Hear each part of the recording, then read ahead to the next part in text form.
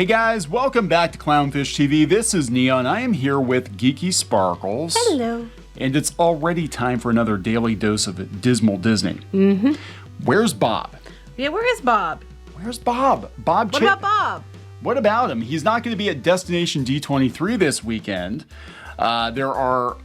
There's some speculation that he's not coming because he's hiding from angry Disney fans. Well, here's the thing. D23, the Destination D23, is the Florida event. And they've known about it for months. Like, the tickets went on sale for it, like, in the summer. They've known for months, and now there's suddenly a scheduling conflict. The last time he went to Florida was for the 50th anniversary of Walt Disney World in Magic Kingdom. He was there, and he left because he was being booed and heckled. Oh, was he? I didn't see it. Yes, he was. So that's what's leading to speculation that he's just not putting in an appearance because a lot of his decisions have not been very popular. No. So we're gonna talk about that. A lot of people turning on Disney. Well, the shareholders are going to be happy because they call him Chapek for a reason. Yeah, so before we get into it any further, please subscribe for more pop culture news, views, and rants, guys. Over 241,000 subs. Woo! Oh, we did over 241 now? Yeah. Yay! Thank you for the support. We do talk a lot about Disney, having worked in and around the company. We do run piratesandprincesses.net, our sister site, which is Objective Disney News. I'm sure Bob knows who we are. I'm sure he does. Actually, I'm not kidding. I think he probably does because they don't like us very much. You know who else they don't like is WDW News Today. So WDW News Today, which is Tom Corliss, who, it's interesting because I started listening to their podcast like 12 or 15 years ago when they first started, and you can hear the change in tone. Now, I started listening to it when Tom Corliss, I think, was still in New York, and he moved to Florida, like so many people, like, I'm going to be a Disney, influencer, and he moved to Florida, and you can hear the change in tone from the early episodes to now. Well, I'm sure we had a podcast too. You could hear a change in tone from the early episodes to now. A lot of Disney fans noticing that Disney is not as magical as it used to be 5 years ago, 10 years ago, certainly not 20 or 30 years ago, but people go to Disney and they support Disney out of habit because they grew up with it. I grew up with it. I'm one of those people. Yeah, they loved it, but Disney doesn't love you back. And in fact, it's becoming more and more apparent that Disney doesn't love you back. We've got people like Pete Werner from Dreams Unlimited Travel coming out and saying that Disney actually holds its customers in disdain. But you know what makes me mad? They own like every effing thing now. So it's like, you like, well, I like this, but if you support that, you're supporting Disney. So it's a real pain in the ass. Yeah, right? It's like, well, I don't need to go to Disney. I can just read my Marvel comic books. Oh, wait. I just support like the things that I like personally or that I, would give money to because I think they're doing something right. Well, a lot of Parks fans in particular are not happy with Chapek. Now, we knew, before he was announced as CEO that, he was not popular with Parks fans because a lot of Parks fans, point to him and say he is the reason that the quality is declining. He's the reason that the prices are going up. There was a lot of things that were planned that, got scrapped, like for Galaxy's Edge even and stuff like that. And it was because of Bob Chapek. He was in charge of the parks before he got made CEO. Now, I will say Eternals was not his fault. That was an Iger thing. So anyway, Bob, skipping out on D23 this weekend. Speculation on the part of WDW News Today that I think everybody's thinking it. Hiding from Disney fans. Hey, they're not the only ones thinking it. Now, it's possible, like something came up, like something important came up, like something that, had to happen, that he had to go to a meeting and he had to pull out, or, something, you're laughing, stop. Or like maybe something happened in his family or something. I mean, that is completely plausible. Well, wait until you hear the response from Disney PR. Oh, okay. I haven't got to hear all this yet. It was very snarky. So this is part of what WDW News Today put up in their original article. It said it became most clear that Chapek could not appear in front of Disney fans after his brief meet and greet with guests on October 1st at the Magic Kingdom. I somehow missed this. Yeah, well, some asked the CEO for a quick pick. Others heckled him from afar over budget cuts, mass layoffs, and nickel and diming that have been a hallmark of his regime as either the head of the theme parks division or now the entire company. I was going to say, because it was happening before he was CEO, but he was in charge of the theme parks. Once the heckling started, Chapek bolted from the scene to a backstage area. That being said, he's never been one for public appearances or for actually greeting guests. That's not untrue. Yeah, and it said he usually ducks out. Now, he always seems very uncomfortable, too. Yeah, that would be me. I mean, that's like Bob Iger is the complete opposite because Iger is a showboater. He likes the attention. He would rather you shower him with praise and take his picture and buy his book and, Magical Me. Rather that's what it reminds me of. Yeah, than anything else. And he's a schmoozer and he's got his eye on the White House, I guess you've heard. So that makes sense. But Chapek is definitely like, he's the bean counter and he doesn't want the attention. But yeah. He often seems very stiff or like he doesn't have the charisma. He does not. But yeah, he was in actually Disney Food Blog had it. I'm not going to play their audio here, but Oh, I knew they were filming this segment, but I didn't know that's what happened. Yeah, and people started heckling him, booing him, asking him about, I think it was Genie or, some of the price increases and the cuts. And yeah, because the 50th anniversary now, the pandemic happened, obviously. So, it changed things, but it was supposed to be the biggest damn thing ever. They had all these rides that they were going to have open for Well, if they had the money. No. I mean, those, $11 million bonuses for executives, you can't take money from that to pay for upgrades. $11 million you could buy a couple of Tron vehicles. Probably. For the ride for that, But yeah, so Tron was supposed to be open. Guardians of the Galaxy, I think, was supposed to be open. All these big attractions. Epcot was supposed to be done and not just a massive hole in the ground. And now they've gotten rid of the stupid, I think it was really stupid festival pavilion thing. But they already knocked down that was dumb. half of interventions for that. So it's, anyway, so that happened. So Tom Corliss got a response from... Oh, he got a response, okay. Jackie Wheeler. Said, Bob has a conflict in LA on Friday night and couldn't make it back to Orlando in time. Your post is ridiculous and you've really stooped to a new low by making this up. Well, like I said, it is possible that something came up, with a movie or with something like, parks related, investor related. That is completely plausible. I just think it's interesting though, he gets booed off and doesn't show up. Yeah. And look, their stock is declining. There, a lot of people saying that Disney Plus Day was a huge disaster. Now, did this person write him directly then? Yes. Okay, but this is kind of funny because let's go back. Let's go the way back machine.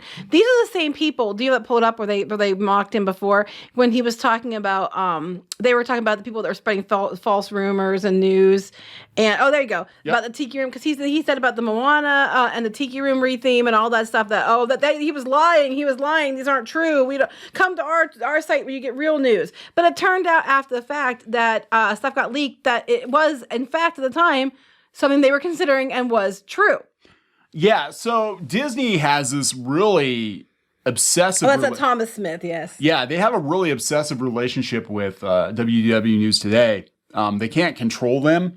But they also have a pretty large following.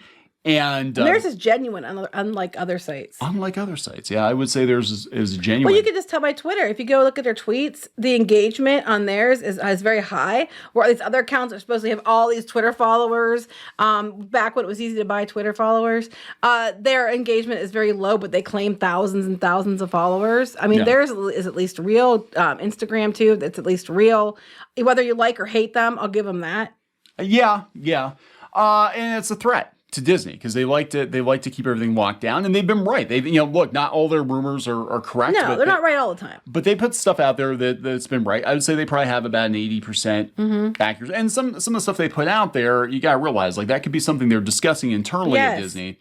But it doesn't mean that they're actually going to go through it. At the time, it could have been true. Like what happened here. That was what he was hearing, and it was true at the time. They didn't ever put it out there. They decided not to go with it.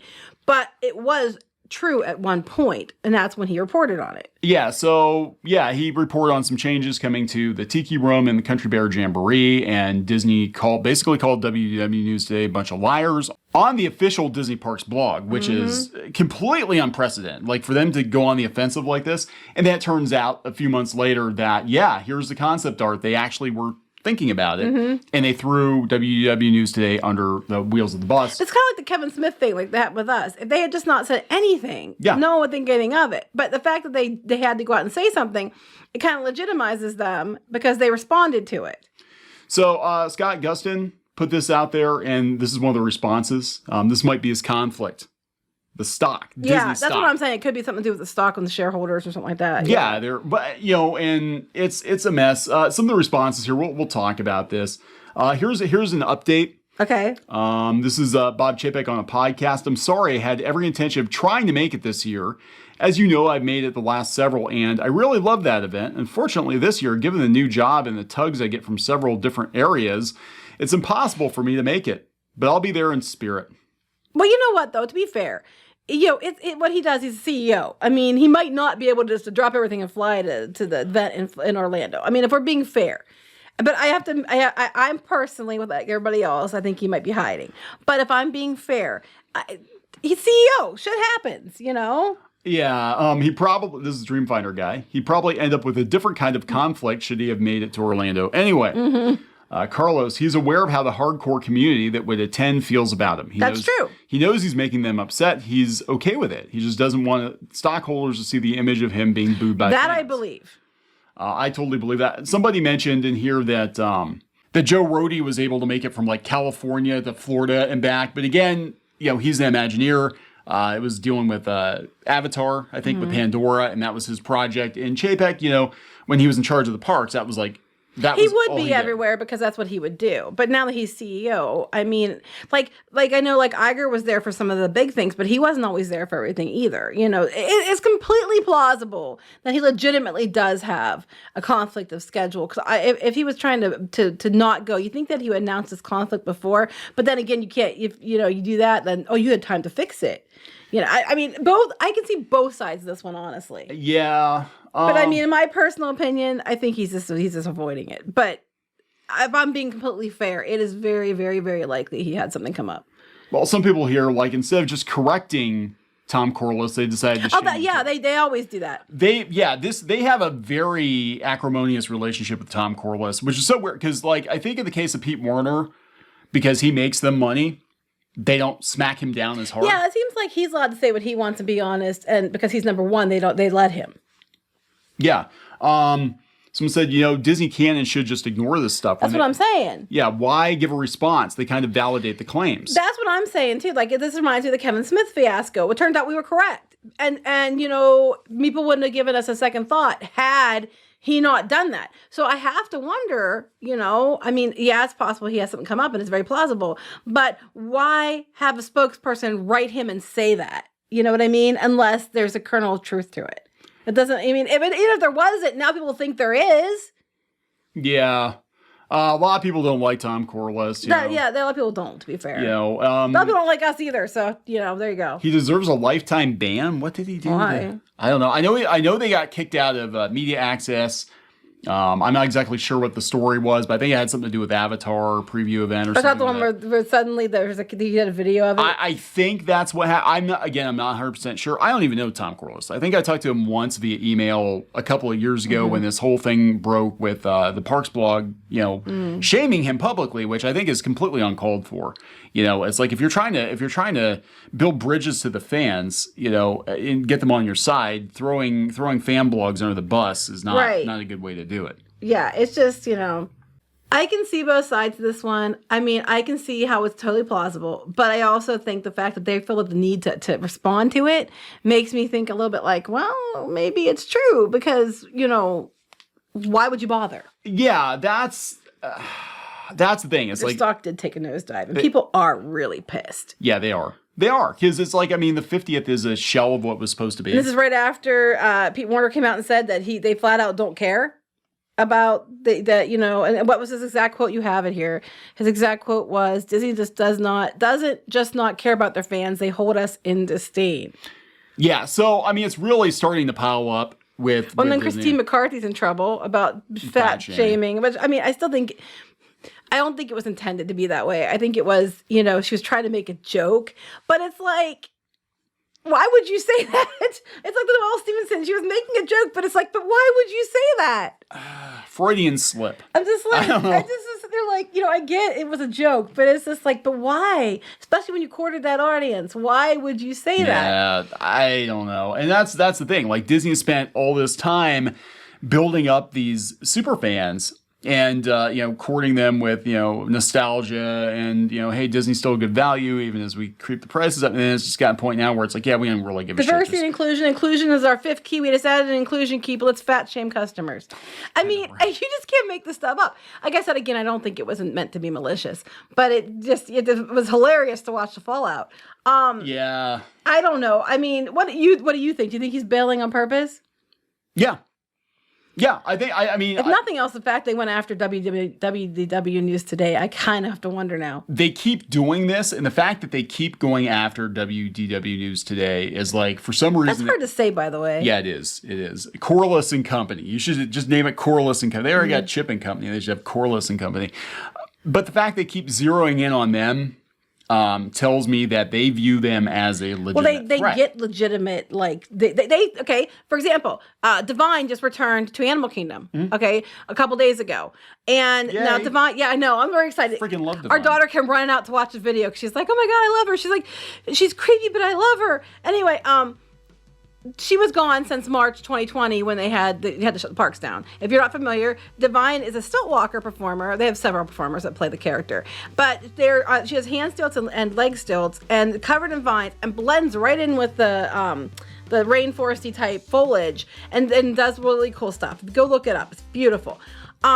They reported it was coming back like weeks ago, and everybody's like, oh, what do they know? And then the people said, well, they do have legit insiders. And guess what? She showed up. Yeah. Now, they're not right all the time, but they legitimately have insiders. So, and I think that's part of the problem. And we know back when people were leaking stuff to us about Star Wars, that there was a mandate out that if anybody leaked anything, they were going to get fired. Remember? Because they were leaking to us and like other Disney blogs. And we had early on we had with Pirates and Princesses and Clownfish TV we had a lot of Disney insiders. But now they don't tell us. I mean, we have some, but not like we used to. Be. Because I think they're afraid to get fired. Yeah, I think that they put out a don't talk to bloggers, don't talk to YouTubers. But just FYI, cast members, we're still on your side. Anyway, I think we're gonna wrap this one up. Yes. So very interesting. We'll see how Destination D23 goes. We were supposed to be there. We just decided we didn't care enough to go. No, I didn't buy the tickets because we were going to do it, and then I just didn't buy them because our flight would get canceled probably or something. There's that too. Yeah, the flights keep getting canceled. Well, I'm not driving down there. It's too much of a pain. No, it's not worth it. It's not worth it. All right, guys, so we're going to wrap this one up. Please, it's not even worth it for us to go, let alone Bob Chapek to go. Yeah, so there you go. All right, so we're going to wrap it up. Please subscribe for more pop culture news, views, and rants, guys. We'll talk later. Bye.